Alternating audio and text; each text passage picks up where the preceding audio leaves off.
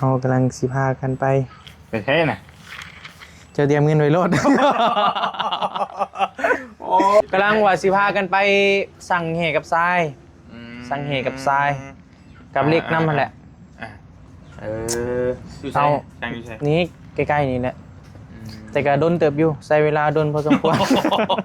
ไปสร้างยังชีโดนแท้ไปตักซอยกับเจ้าโดนเติบอยู่โดนเติบดูวางเพลนตลอดเลยเด็กๆกูแล้ว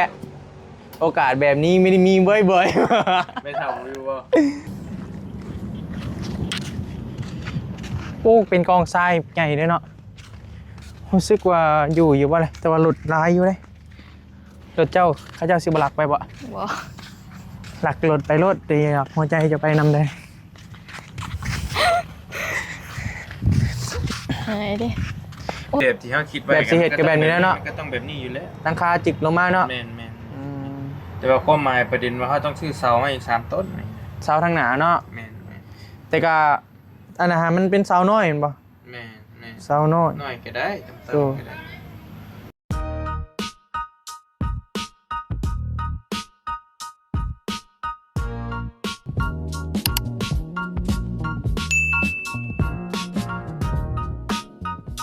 สบายดีเด้อไปน้องเด้อทักทายสบายดีกันนะบรรยากาศช่วงแรงๆเนาะเรากำลังสิพากันไปเท่น่ะเจะเตรียมเงินไว้รถโอ้ยหลานสาวหามอยู่กี่นี้และเด็กๆกูแลจิงสิมาเด้อไปทำภารกิจก่อนไปทำภารกิจลีป้าบ่ฮะป้าบ่หรือจะไม่เขาใส่เขาเล่นเนาะไปคลองเมื่อนั้นบ่หมุนเลยไปคลองคือเมื่อนั้นบ่เห็นคือว่าพ่อระเบิดนึกถึงอยู่ก็จะไปหาระเบิดไว้บ่โอ้พี่ลึกลีเลยบ่ได้กินแล้วแต่ก็ยังหมุนไปอยู่ห้องน้ำกับเจ้าเนาะมันมีห้องน้ำเนี่ยเนาะพักอยู่นะกับบรรยากาศดีกำลังว่าสิพากันไปสั่งเหกับทรายสั่งเหกับทรายกับเล็กน้ำมันแหละเอานี้ใกล้ๆนี่แหละแต่ก็โดนเติบอยู่ใช้เวลาโดนพอสมควรไปสร้างยังชีโดนแท้ไปตักซอยกับเจ้าโดนเติบอยู่โดนเติบดูวางเพลนตลอดเลยเด็กๆกูแล้วโอกาสแบบนี้ไม่ได้มีบ่อยๆไม่ทำวิวว่าดูว่าไม่ทำอยู่กับครอบเราไปสั่งทรายดีมีแนวครอบมานะแกสะดวกไหมแม่เลยเสียเอามาก่อนแนวเราลดไปสร้างเบิ่งก็จะมีอยู่บ่โลคนใดไปสร้างเพิ่นเบิ่งก่อนอยู่นี่เนาะน่าก็น่าจะมีอยู่ที่โดยแต่ก็เพิ่นคล้ายตามมันนะแหละแต่ว่าเอามาก่อนเนาะได้อยู่ดอกโดยแม่นแหละเอามาก่อนอันละรถเนาะแค่ว่าเป็นรถใหญ่กับอันละครึ่งเนาะเป็นคือเจ้าใส่รถอันเดียวกันเนาะได้โดยเดี๋ยวไปเบิ่งราคาก่อนพี่น้องเพราะว่าเจ้าซื้ออยู่นั่นนะเท่าไรก็เอารถละล้านบ่ใช่นี่900,000บ่ได้ล้านแต่ว่ารถฮุนไดคือโหแล้วรถฮุนไดว่าพี่น้องเนาะน้อยนึงลายเติบอยู่ได้ลายเจ้าใส่ส่วนนี่ลายเติบอยู่แต่อยู่นี่ก็บ่แฮงคืออยู่พูตีเนาะแฮงอยู่บ่อนมันเนาะไปถามเบิ่งถามมึงเนาะอาจจะถือกดคุณก็ได้โอเคไปก่อนเด้อประมาณ9 โมงแรง 10 โมงก็แล้วอีกสิมาเพิ่นไปตักเด้เพิ่นไปตักแค่ว่าเขาเจ้ามาส่งทรายก่อนก็มึง10 โมงแรงเจอกันสวัสดีป้าลุงสวัสดีเด้อโอ้ยไปก่อนไปพี่น้องไปโอกาสทองมาแล้ววันนี้โอ้ย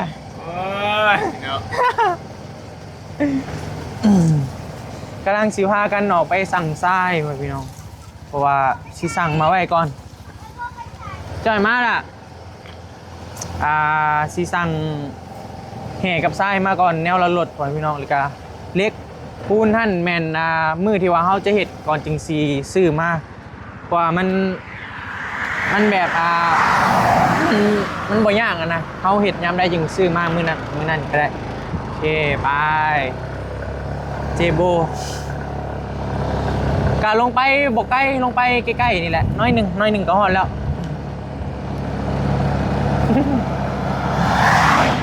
เอาใส่ทางหน้าบ่นี่ทางนี้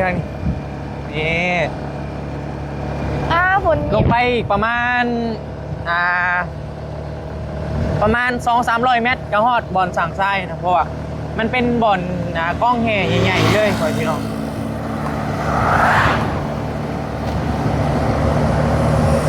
คนถ้าก็เศร้าเลยก็ตกอีกเลยนี่นะโอ้เนาะ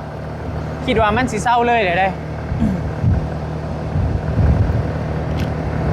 บรรยากาศอยู่บ้านเฮากับประมาณนี้แหละพ่อพี่น้องมื้อนี้ฮะกายเห็นแดดแต่ก่อนเฮาโอ้แดดไอ้มีแต่ฝน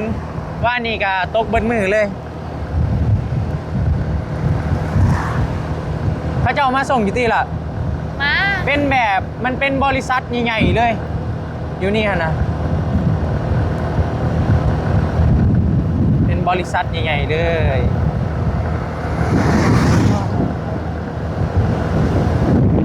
โอ้ยฝนตก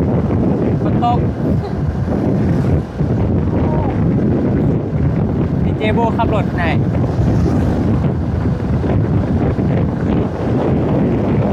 แว่ป่านี่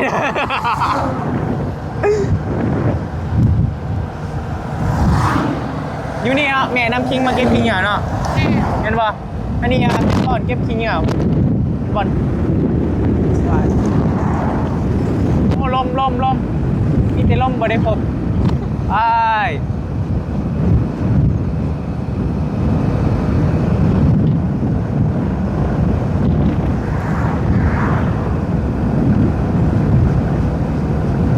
ฮอดแล้ว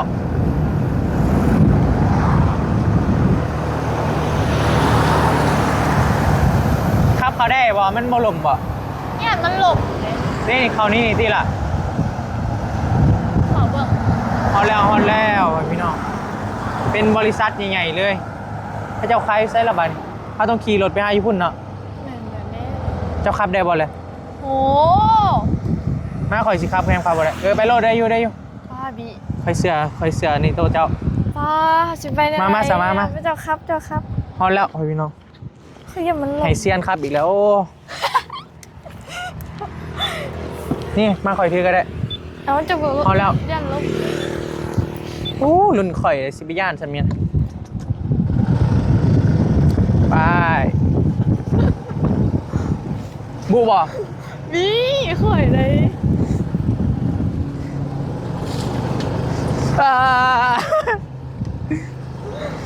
จับพยานโทรศัพท์ตกข่อยกับญาติคือกันบีค่อยบีหมดมาอย่างวะโบไปบ่ได้เลยโบจอดนี่เราจอดอีต้นรถจอดไปจับเลยเจ้าโอเคไปพี่น้อง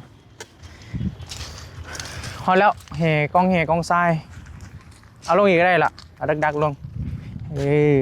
ไปต้องคอยสอนวิธีนี่ต้องจับไปพี่น้องแต่ว่าเขาเจ้าอยู่วะเลยโอ้คือลมใช่ปะย่านดิโอ้เป็นกองทรายใหญ่เลยเนาะรู้สึกว่าอยู่วะเลยแต่ว่าหลุดลายอยู่เลยรถเจ้าเขาเจ้าสิบหลักไปบ่หลักรถไปรถตีหลักหัวใจจะไปนำได้ไหนดิมาหนักดิหนักเบบี้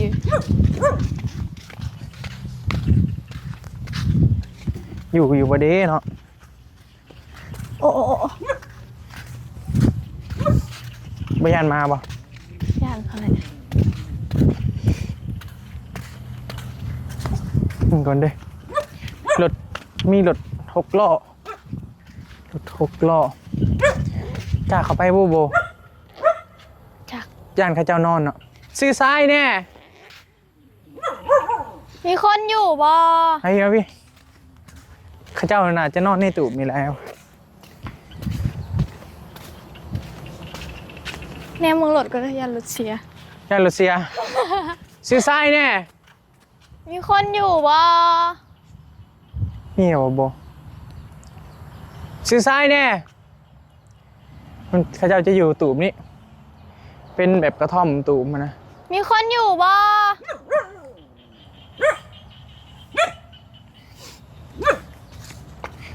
ระวังตกหลุมรัก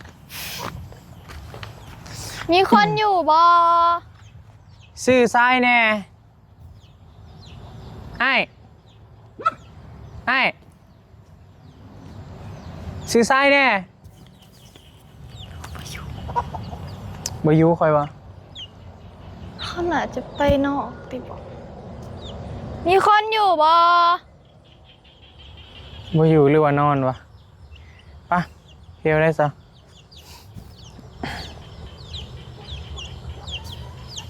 บ่อยู่แล้วนี่นะ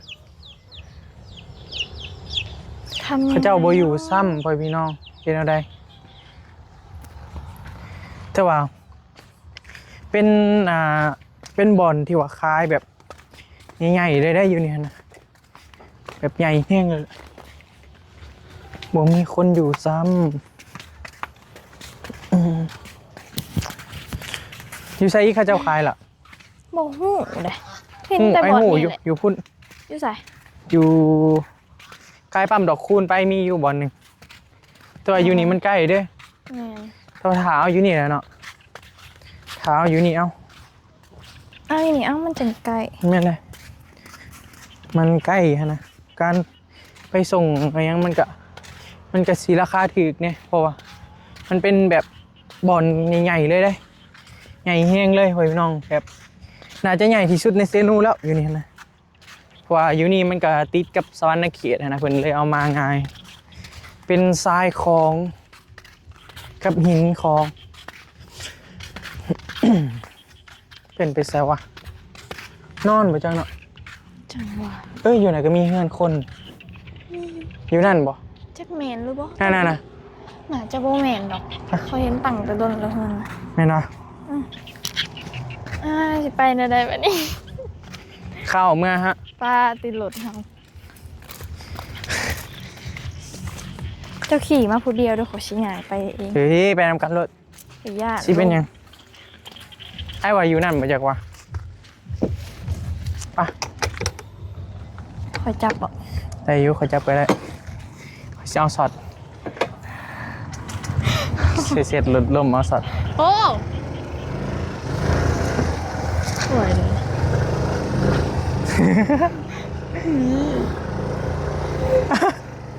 ที่รถมันอยากเงินหมื่นเลย โอ้ ป้า อะไรได้อยู่ถอย บ่เห็นคนขายซ้ำบ่พี่น้อยเดี๋ยวได้ว่าเจ้าเสือใจข่อยอยู่นะขับรถนะ กระหมดมานะพี่อันนี้หรอ ป้าตีนข่อย เรียบร้อย เอ้ย ถอยเลยอยากก็ทางไป โอ้ นะ โอ้ยเป็นดินด่าเว้ย โอเค ปีนจะเปื่อนหมดเลย โอ้ตีนเปื่อนไปเลยจานไปหลังอีกแล้ว คอยแน่มึงมันนะ เฮ้ยบ่เห็นคนไปพี่น้อย มาสั่งแล้วแต่ว่าบ่เห็นคนมันเป็นไงวะป่ะเมื่อไปป่าวะใช่บ่เห็นคนซ้ำโอ้ตีนเปื่อนไปเลย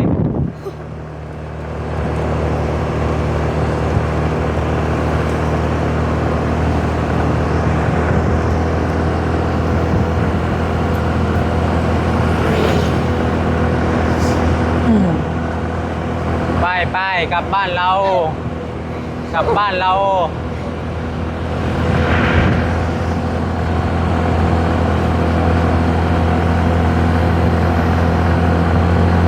อยากโทรศัพท์ ฮะ อยากโทรศัพท์ มาไปพี่น้องบ่พ่อเพิ่นซ้ำเพิ่นน่าจะปิดแล้ววะเนาะ โดย เดี๋ยวมื้ออื่นจึงบาวี่จึงสิไปสั่งมาพอพี่น้องเพราะว่าไปแล้วกินนี่ไปเอิ้นบ่มีคนซ้ำไปนั่งตู้ปะ มาไว้แท้ ฮะ คือมาไวแท้ บ่พ่อเพิ่นซ้ำบ่มีคนขาย โอ้มาจิเบิ่งโมลืมหมดเลย บ่มีคนขาย โมงเลย แม่นบ่ ปิดแล้วป่านนี้แหละ ไปเอิ้นว่าบ่มีคนขายซ้ำ บ่มีคนอยู่หั่นนะบางทีเพิ่นไปตลาดบ่อยังนี่แหละ เน็ตปิดแล้ว ก็ปิดแล้วเนาะ เน็ตปิดแล้ว ตอนนี้ก็5 โมง 5 โมงแล้วเพิ่นปิด5แล้วแต่เก่า5 โมง 5 โมงเลยก็เลยว่ามื้ออื่นเอาเป็นมื้ออื่นก่อนมื้ออื่นจึงสิสั่งมาแห่กับทรายพ่อพี่น้องไปเบิ่งกับน้องโบ แม่นบ่เฮ็ดคือสินะอันนี้เฮ็ดจะขี่รถไปสวีทกันซื่อจ้ะ สวีท โอ้ลูกชายไล่เลี้ยงเลย ก็น้อยหนึงเนาะน้อยหนึงเนาะ นี่นะคิดถึงที่ว่าเพิ่นบ่อยู่ชั้น4บืนกันไปอีกหาทางไปอีกนี่ พอมีทางไปก็ โอ้จะได้ก็ เออใช้แบบใดตัวแบบเจ้าอยากได้ห้านแบบใดเฮ็ดแบบใด มีแบบ เพิ่นว่าเพิ่นมีแบบไว้ในใจนะ แบบนี้ ก็เลยว่าอยากเบิ่ง อืม ให้พ่อปู่เบิ่งดูนะใช่ เอาเด้อไอ้แพทแตกไปให้นะเวทอีกโอ้ โอ้โมเดิร์นนี่มันก็คือเฮือนแล้วนะนี่เนาะ มันก็แบบนี้แหละ โดย แบบที่เขาคิดไว้ แบบสิเฮ็ดก็แบบนี้แล้วเนาะ ก็ต้องแบบนี้อยู่แล้ว หลังคาจิกลงมาเนาะ แม่นแต่ว่าความหมายประเด็นว่าเขาต้องซื้อเสามาอีก3 ต้นนี่ เสาทางหน้าเนาะ แม่น แต่ก็อันนั้นฮะมันเป็นเสาน้อยเห็นบ่ แม่น เสาน้อย หน่อยก็ได้ต่ำๆก็ได้ แบบห้านไว้พี่น้อง เป็นโมเดิร์นเซ็กสักลงมักแบบนี้จริงเนาะ โดย มันก็แบบมันก็ออกมาแบบนี้อยู่แล้ว แม่นล่ะ ที่เขาสิเฮ็ดนะ คิดไว้ก็แบบนี้เนาะ ออกมาแบบนี้อยู่แล้วเรื่องออกมานะ แต่ก่อขึ้นเนาะก็มันจะว่าง่ายๆกันนักน้ำลังคานะเนาะ แม่น นักน้ำลังคา มันต้องได้มีประตูนี่ ดูตัวเลื่อนอีกบาท ประตูรูดลงอีกนี่หลังคา ไปพี่น้อง แล้วก็โอ้หลายอย่างอยู่ดอกเข้าใจอยู่ ดู แล้วก็โอ้ต้องพวกกันแล้วก็จังค่อยว่ากันต้องวางสิ่งของสิ่งค่าอีก บ่ง่ายเนาะ หลายอย่างอยู่หลายอย่างอยู่แล้วก็มาไล่เงินแบบใช่น่ะ เก่าเนาะ ว้าเธอ มันก็มีหลายแบบอยู่ได้ บอก เบิ่งเอาสิเขาเบิ่งให้ นี่เบิ่งตัวนี้ก่อนดับ เจ้าให้ก็เปลี่ยนนี่บ่จัก จังว่าเลยบ่จักนำเลยอ้ายแก เบิ่งเอา iPad เอามานี่มาให้เบิ่งนี่บ่จักเนาะเจ้าว่าอันนั้นแล้วก็ลืบลงเนาะ เบิ่งมาเบิ่งนี่แหละมันเวิร์ดดอกแบบมัน ก็เป็นแบบนั้นแหละหานขาเนาะเฮือนในเตียงก็แบบนี้เนาะ แน่ แซกบึ๊บแล้วก็แล้วแบบเดียวกัน ที่โทษสีโทษตกแต่ง แม่นล่ะ แล้วแต่ผู้มัก มันก็สิมีหลาย อ่า เดี๋ยวแบบนี้จะมี เป็นเฮือนเลยเด้ออันนี้เนาะ นี่ แล้วครับ เป็นเฮือนเลยแหละ แบบนี้ ใช้แบบได้อีกป่ะนี่ แบบนี้ก็มักอยู่ มันก็เฮือนโมเดิร์นได้นี่ นี่ แต่ว่าเขาเจ้าใส่แก้วเนาะ นี่นี่ ใส่แก้วเพราะว่าอันตรายใส่แก้วเขาทุบผ่านเจ้าเลยไม่ได้ดอกแถวนี้นะ อืม มันระบบความปลอดภัยบ่มีเด้ กันว่าตัวนี้แหละเน้นความสวยงาม แม่นความสวยงามแต่ความปลอดภัยบ่มี ปลอดภัยกันหน่อย เขาทุบเลยแก้วเขาดีเลยเขาอุ้มจะไปเลยค่อยนี่แหละสิมาทุบ หวังอุ้มอย่างเดียวเพิ่นนี่ก็ได้เนาะ โอ้เนาะ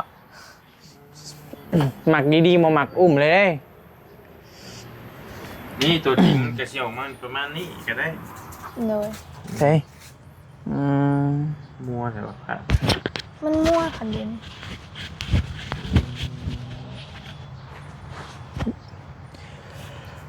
งามนี่อันนี้ภาพจริงนะนี่ ดู ภาพจริงอันนี้ หวยในไอตี บ่ สิประมาณนี้แล้วเนาะหานใครคือ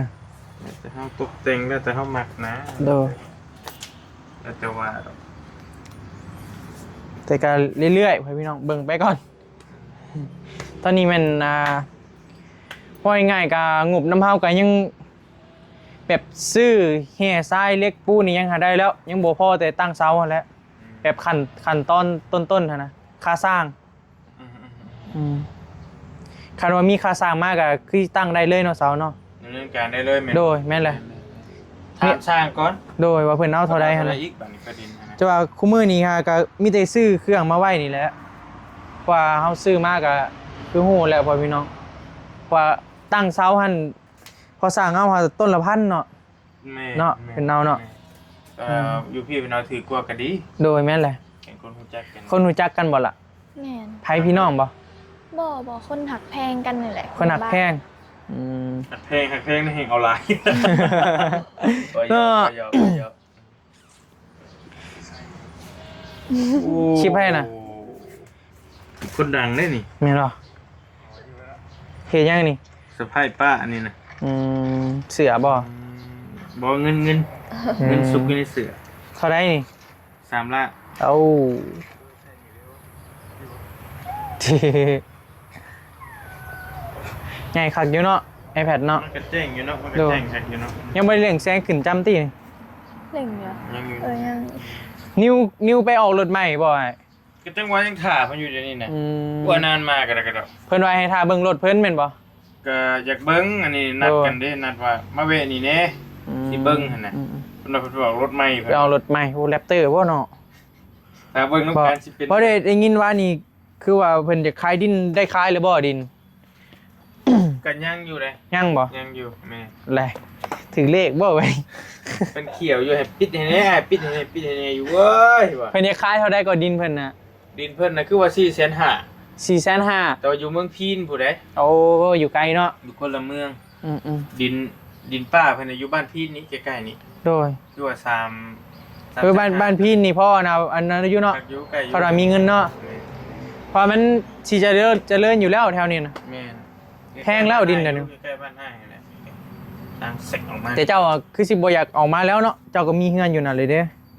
เด้ออยากออกมาอยู่ในเมืองคือกันบ่ฮะ มันบอกเรื่องอนาคตก็ ลูก ณตอนนี้ก็ยังอยากอยู่บ้านอยู่ เขาก็โอเคแหละเนาะ บ้ด้ แม่นแหละ ก็อยากอยู่หั่นน่ะนะมันก็บ่ได้ไกลเด้ใกล้ๆ โอ้ นี่ออกมาพี่เพิ่นสิบ่ลึงไผอีกบัดนี้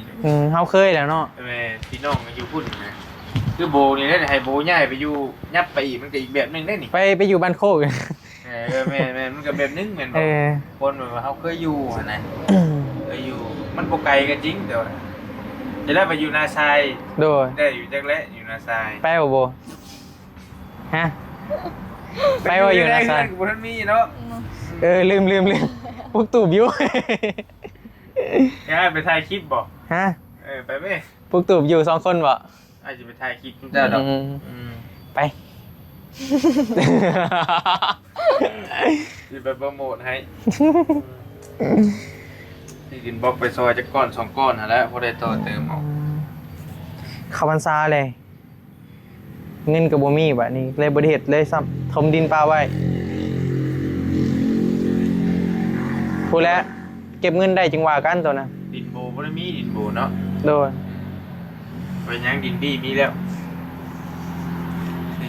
จะสิไปอยู่น้ำข่อยบ่ฮะว่าอนาคตจะสิอยู่ไสอนาคต ยังบ่ฮู้แล้ว หรือว่าข่อยมาอยู่น้ำบ่เอ้ บ่ได้ดอกมันหลายแล้วคนหลาย หลายคนแล้วเนาะ น้อมน่ะจะได้หันค่า อืม